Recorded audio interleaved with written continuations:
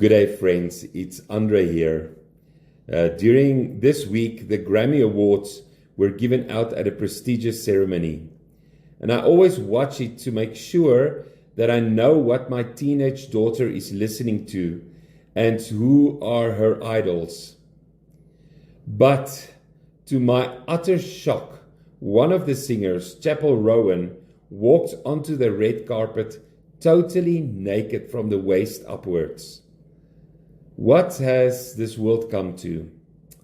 And this led to a discussion that my daughter and I had this morning on the way to school.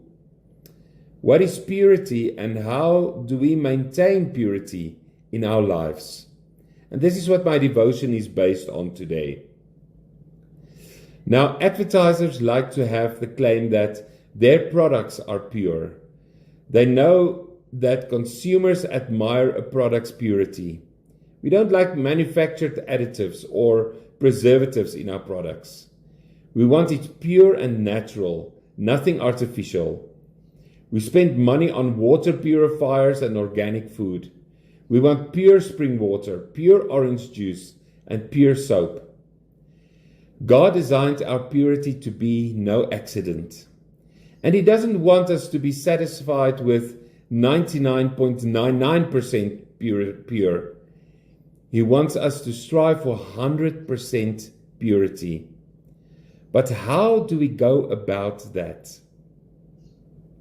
Now, I believe we have to want to be pure. But what do we need to do if we want to be pure? Firstly, we want to have a proper response to salvation. 1 John 3 verse 2-3 says, "Dear friends, now we are children of God, and what we will be has not yet been made known. But we know that when Christ appears, we shall be like Him, for we shall see Him as He is. All who have this hope in Him purify themselves, just as He is pure." Knowing that we are children of God and will someday have the privilege of seeing God face to face and being like Him should prompt an automatic desire in us to be pure. Before we couldn't be pure because of sin. Now we have the honor of being able to be pure as God is pure. We have that capacity through the power of the Holy Spirit. Secondly, we need to ask God to search us. Psalm 139 verse 23-24 says, "Search me, God, and know my heart. Test me and know my anxious thoughts. See if there is any offensive way in me, and lead me in the way everlasting." We need to have this attitude of allowing God to reveal anything in us that needs removing so we can be pure. We need God to reveal the deep impurities of our hearts and minds so that they can be brought to the surface. Once those impurities are exposed and brought to the surface, then they can be cleared away, leaving behind only what's 100% pure. Thirdly, we need to examine and test ourselves. Lamentations 3 verse 40 says, "Let us examine our ways and test them, and let us return to the Lord." When I'm willing to examine and test my motives, my desires, my words and actions, I'm someone who wants to be pure. When I'm someone who is consistently keeping myself in check, I'm not flippant about purity. I'm showing that I want to be 100% pure.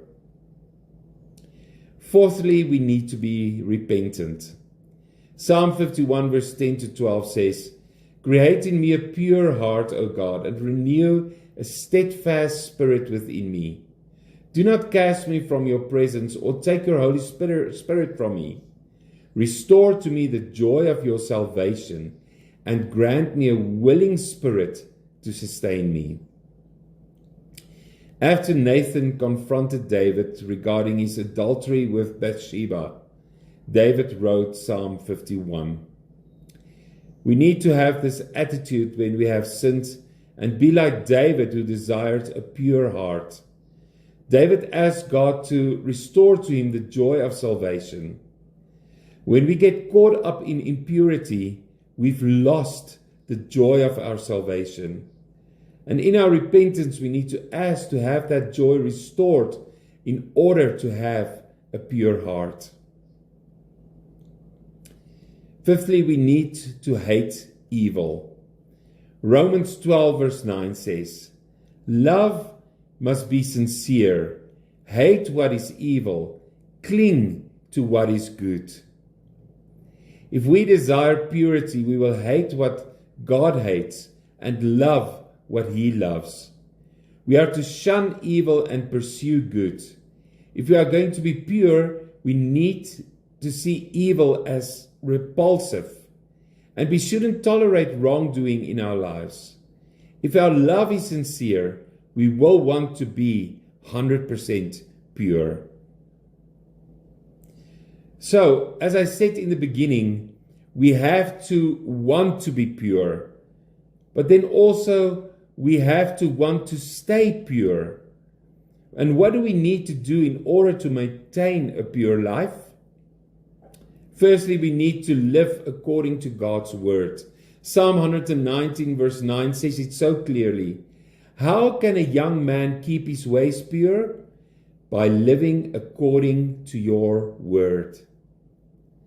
What we find in God's word enables us to stay pure. We need to maintain a consistent attachment to studying and meditating on God's pure word. God's pure word tells us to abstain from impure activities. God's word challenges my thoughts and motives. The pure word of God tells me to clothe myself in Christ. God's word keeps me pure. Secondly, we need to discipline ourselves. 1 Corinthians 9 verse 24 to 27 talks specifically about purity, and you can read it yourself. But purity doesn't come easily. It takes work and effort and strict training. Disciplined athletes have their eye on achieving a certain goal. They make sure nothing gets in their way towards achieving that goal. Think of the Olympian runner Michael Phelps. What if he wasn't diligent in his training regimen? What if he was satisfied with giving 99.99%? That would have lost him one gold medal that he won by only 1/100th of a second. Our goal is nothing short of 100% purity. Therefore, we will need to be disciplined. Thirdly, we need to remain consistent. 1 Corinthians 15 verse 58 says, "Therefore, my dear brothers, stand firm. Let nothing move you. Always give yourselves fully to the work of the Lord, because you know that your labor in the Lord is not in vain." Stand firm. We need to be steadfast, unwavering, not strong today and weak tomorrow, not back and forth but constant, not a flash in the pan but a continuously burning flame. Let nothing move you. This is a picture of strength. We are called to live without compromising our convictions. Jesus ate with sinners, but he didn't become one. Being pure doesn't mean there won't be temptation or struggles, but in the midst of these, we will be dedicated to our purpose 100% to be pure. Always and fully 100%. That's what we need to be. Staying pure in a world full of temptation is going to require consistency. Lastly, we need to make ourselves an example. In Philippians 4 verse 8 to 9, Paul is telling them to focus on what he has focused on. He wants them to stay pure. In verse 9, Paul put himself under a microscope. Only someone with a pure heart could be able to put himself out on a limb by asking people to imitate whatever they saw in him. Paul's desire was for others to be pure. He strived for purity in his own life so that he could be a good example to others. When we stay pure, it can help others to stay pure also. There's a line in an Oscar Wilde play that goes, "I can resist everything except temptation." If we are going to be 100% pure, then we're going to have to want it bad enough to resist temptation. We should have the desire to be pure as God is pure. That needs to be our goal, and that needs to stay our goal. God requires us to maintain a lifestyle of purity.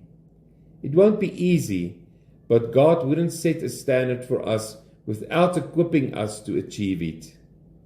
You can do it. Purity. Believe it, want it, live it. Let's pray together. Lord, I just want to thank you for your word this day. Lord, thank you that it is so clear what we must do to stay pure and why we must stay pure. Lord, but in the world that we are living today, there is so much temptation, and it comes from all sides, especially for our children as well. Lord, and we want to pray that you will guard our hearts, our thoughts, our minds, Lord, that we will stay pure in you as you are pure. We ask in your name, Jesus. Amen.